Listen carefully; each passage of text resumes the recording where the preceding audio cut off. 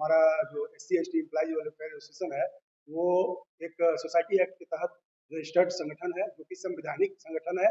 और जो संविधान में जो बाबा साहब ने जो हम लोगों को SC/ST को जो अधिकार दिया है, उसके संरक्षण के लिए हम लोग के अंदर एम्प्लॉयज के जो डिमांड्स होते हैं, उसके संरक्षण के लिए, उसकी देख रेख करने के लिए वो हम लोग बैंक ऑफ बड़ौदा के अंदर में हमारा वेलफेयर एसोसिएशन चलता है। और इस तहत जो है आज हमारा जो 47वां संविधान दिवस संगठन का जो स्थापना दिवस है, इसके तहत हम लोग ज़्यादा से ज़्यादा अपने संगठन को और मजबूत करने के लिए, अपने सदस्यों को जागरूक करने के लिए कि आपका अधिकार क्या है, दायित्व क्या है, बैंक के अंदर में उनको ड्यूटीज़ क्या है और उसका राइट्स क्या है। कहीं भी किसी तरह का कोई भेदभाव या कुछ होता है, जैसा कि आप सभी जानते हैं कि बाबा साहब ने जो संविधान का जो हम लोग को अधिकार दिया है, उसमें मुख्यतः जो हम लोग का जो देख रेख हम लोग करते हैं, उसमें कहीं किसी एम्प्लॉयज़ के साथ भेदभाव तो नहीं हो रहा है, एट्रोसिटी एक्ट के तहत किसी तरह का कोई घटना तो नहीं हो रहा है। और या फिर जैसे खासकर रिक्रूटमेंट वगैरह में हम लोग जो देखते हैं, कहीं किसी तरह से जो रिजर्वेशन है, वो ज़मीन पर, धरातल पर हूबहू लागू हो रहा है कि नहीं हो रहा है। उसके तहत हम लोग सब एनुअली सर्वेक्षण करते हैं, सब कुछ करते हैं। और जो भी डिमांड्स होते हैं, हम लोग रीजनल लेवल पे और अपने जोनल लेवल पे जो हमारे पदाधिकारी हैं, उनके समकक्ष रखते हैं और उसका निराकरण करते हैं। अगर इसके अंदर में कोई निराकरण नहीं हो पाता है, तो उसके लिए हम लोग आयोग, हम लोग का जो SC/ST कमीशन है, उसके पास भी हम लोग जाते हैं। स्टेट कमीशन है, नेशनल कमीशन है। लेकिन फिलहाल बैंक ऑफ बड़ौदा में हम लोग के साथ ऐसा कोई भी कोई भी मतलब हमारे एम्प्लॉयज़ के साथ कोई भी भेदभाव नहीं देखने को मिला है विगत वर्षों से। और हम लोग अपने एम्प्लॉय को सबसे पहले हम लोग ये बताते हैं कि नहीं, मतलब आपको 100% एज ए SC/ST आपको ऐसा व्यवहार रखना है, ऐसा कार्य करना है कि कभी भी अपना बैंक का कोई उसका जो छवि है वो खराब नहीं हो। ज़्यादा से ज़्यादा बैंक हमारा बैंक है वो हमारा, हम बैंक जब प्रोग्रेस करेगा तभी हमारा कोई भी डिमांड फुलफिल होगा। तो इसलिए सबसे पहले प्राथमिकता है हमारे बैंक को किसी तरह से बिजनेस का डेवलपमेंट करके या जैसे भी हो उसको आगे बढ़ाना है।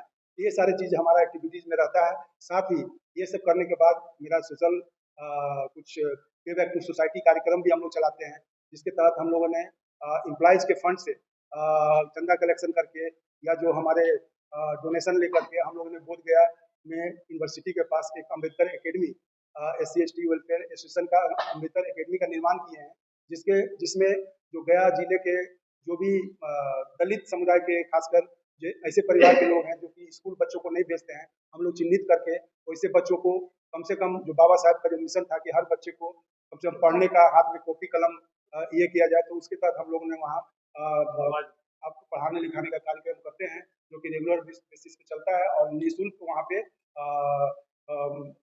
अपने फंड से उसको संचालित। सरकार बनने जा रही है, उससे भी कुछ अपेक्षाएं होंगी आप लोगों को, एसोसिएशन को क्या नई अपेक्षा है? नई सरकार से तो जो अभी जो सरकार थी वो तो अच्छा ही चल रहा था। हम लोग का कोई भी SC/ST से रिलेटेड कोई भी इशू रहता था, तो हमारा जो सरकार था पहले से वो भी अच्छा देख रेख कर रहा था। और इसमें जो भी मंत्री मंडल में है, हमारे भी विधायक उसमें, हमारे समुदाय के भी बहुत सारे विधायक हैं जो कि मुखर होकर के हमारी समस्याओं को उठाते रहे हैं।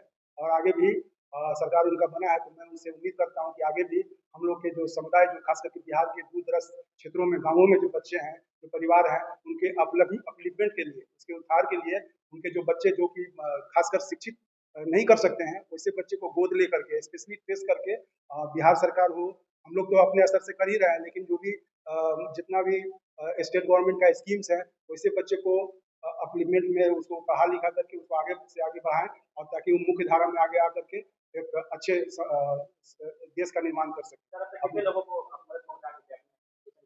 एसोसिएशन के थ्रू पे बैक टू सोसाइटी हम लोग तो कोई भी किसी भी तरह का जब डिजास्टर होता है तो उसमें तो हम लोग बढ़ चढ़ के हिस्सा लेते ही हैं। हम लोगों ने जैसे लॉकडाउन हुआ था कोरोना के टाइम में भी हम लोगों ने गांव-गांव में घूम करके अपने लोगों को खाना पीना और गरीब बच्चों को जो है कंबल वगैरह से बांट करके हम लोगों ने किया था। और बीच में किसी भी तरह का डिजास्टर होता है तो करते हैं, हम लोग हमेशा टाइम टू टाइम करते रहते हैं। और तो हम लोग अम्बेडकर एकेडमी है, उसमें हम लोग 100 बच्चों को जो है अभी हम लोग 100 बच्चे को वहाँ से पढ़ा रहे हैं रेगुलर बेसिस पे। हाँ, खर्च मतलब वो प्राइमरी एजुकेशन है, मैंने कॉपी से लिख करके कम से कम कॉपी आए, स्कूल बैठे कम से कम जो बच्चे मतलब जिसके माँ बाप मजदूरी कर रहे हैं तो उसके साथ साथ बच्चे भी चले जाते हैं।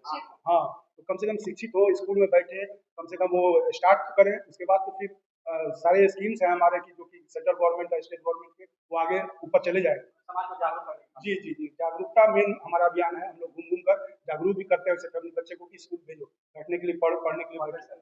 जी जी। सासाराम क्षेत्र में हम लोग अ, दलित समाज के करीब 3 जगह ऐसा जो है कि फ्री में हम लोग पढ़ाई पढ़ाई चल, जो कि फ्री में कोचिंग, फ्री में सारा व्यवस्था, कपड़ा लता तक उनको हम लोग, जो कि हम अपना खुद कर रहे हैं, वो संगठन से हट के। और दूसरा चीज की उस जिस एजुकेशन में दे रहे हैं उस एजुकेशन में कम से कम ना ही हो तो 15 बच्चे अभी बिहार पुलिस निकाल चुके यहाँ पुलिस में सफल हैं। हाँ, सफल हो चुके हैं। आज जो कि अभी उनका दौड़ चालू है, उनके अभी दौड़ने के लिए गया है, हम उनको भिजवाए हैं, जो कि अभी कोशिश ये रहेगा कि वो बच्चे निकल ही जाए। अभी जो सब इंस्पेक्टर की जैसे बहाली हो आया है, अभी ये बीएलओ के आया है, ब्लॉक डेवलपमेंट के आया है, बिहार एसएससी आया है जो माननीय नीतीश जी के कार्यकाल में हुआ है। अगर वो हम लोग के सीएम अगर बनते हैं तो वो अगर आगे के लेके जाएंगे तो हमारे अम्बेडकर एकेडमी जो चल रहा है वो उससे हट के जो अभी कोचिंग जो चल रहा है उसमें से बच्चे अच्छे हैं कि जो वो निकाल रहा है। अब कोशिश यही रहेगा कि अगर वो बच्चे निकलते हैं तो एक बार आप लोग के सामने वो लाइव कर रहे हैं। तो शिक्षा के अलावा और क्या जो है स्कूल में काम करना है?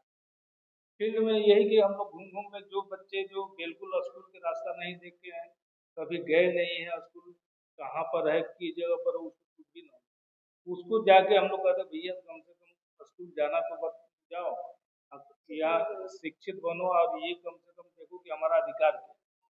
तो अधिकार वहीं द्वारा हम उनको बातें करें। परिचय सर। मनोज कुमार, जोनल नारी के लिए जो है हम लोग का स्पेशली जो बिहार में एक नारी गुंजन संस्था है, जो कि सुधा वर्गीस द्वारा रन किया जाता है। तो हम लोग बराबर रेगुलर विजिट करते रहते हैं वहाँ पे, और वहाँ जितना भी हो सकता है अपने संगठन की ओर से उनको हेल्प करते हैं, डोनेशन देते रहते हैं।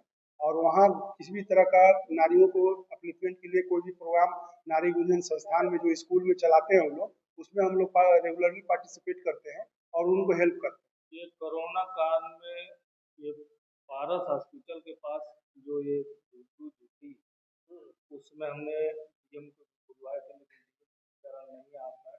हमारे जो रीजनल हेड वो डर से या जो भी उनका समस्या रहा हो नहीं आ पाए, लेकिन हम उस समय कम से कम 150-200 बच्चे के 5 किलो चावल, 1 किलो तेल और 1 किलो हाँ पूरा खाने की सामग्री, मतलब पूरा खाने के वितरण है।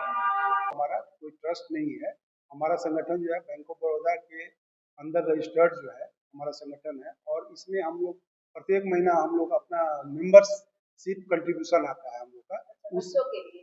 हाँ, वो हम लोग का संगठन रन करने के लिए, हाँ इम्प्लॉय का टोटल इम्प्लॉय का कंट्रीब्यूशन आता है। जैसे ट्रेड यूनियन, हमारे यहाँ ट्रेड यूनियन भी होता है ना, और हाँ ट्रेड यूनियन जो है वो ट्रेड के मामले डील करते हैं। हम लोग सोसाइटी एक्ट के तहत है, तो हम लोग का जितना भी SC ST मेंबर्स है उनका कंट्रीब्यूशन आता है ना, तो उसी कंट्रीब्यूशन से जो है इम्प्लॉय के कंट्रीब्यूशन से चलता है। लगे हैं कि जितना सेवा हो कम से कम